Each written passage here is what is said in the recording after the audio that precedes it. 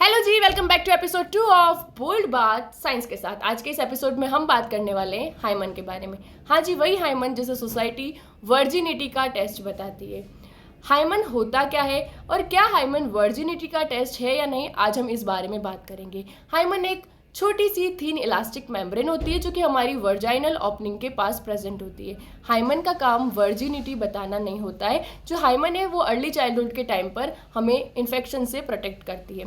बहुत सारे लोगों के मन में ये सवाल होते हैं कि हाइमन सिर्फ इंटरकोर्स या कोइटस करने पर ही टूटती है, तो जी नहीं, हाइमन काफ़ी थीन इलास्टिक मेम्ब्रेन होती है जो कि cycling, running, horse riding, even tempo या फिर आप स्ट्रेचिंग भी कर रही हैं तो हाइमन टूटने के चांसेस होते हैं। सिर्फ और सिर्फ इंटरकोर्स से ही हाइमन टूटता है, ये मिथ है। बहुत सारे लोगों के मन में ये भी सवाल होते हैं कि फर्स्ट टाइम ब्लीडिंग, यानी कि जो पर्सन फर्स्ट टाइम इंटरकोर्स कर रहा है और ब्लीडिंग होती है तो पर्सन वर्जिन है।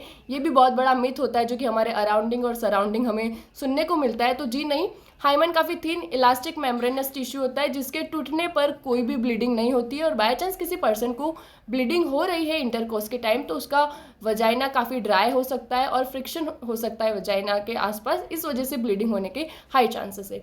Virginity test is fake. बहुत सारे लोग हाइमन को देखकर, हाइमन के बारे में बात करके डिक्लेयर कर देते हैं कि पर्सन वर्जिन है या नहीं। तो ये साइंटिफिकली और इथिकली रॉन्ग है और मेंटली हार्मफुल है। काफ़ी ज़्यादा डॉक्टर्स भी इसे मीनिंगलेस और हार्मफुल डिक्लेयर करते हैं इस टेस्ट को, क्योंकि कोई टिश्यू किसी की वैल्यू डिसाइड नहीं कर सकता है। और virginity is not a medical condition. Virginity एक सोशल, इमोशनल और पर्सनल कॉन्सेप्ट है, साइंस नहीं। तो hymen is not equal to purity, hymen is not equal to character and hymen is not equal to virginity. तो आज के हमारा गोल ही इस मिथ को दूर करना था। तो क्या आपकी मिथ मेरी इस वीडियो से क्लियर हुई या नहीं, मुझे कमेंट में बिल्कुल बताना।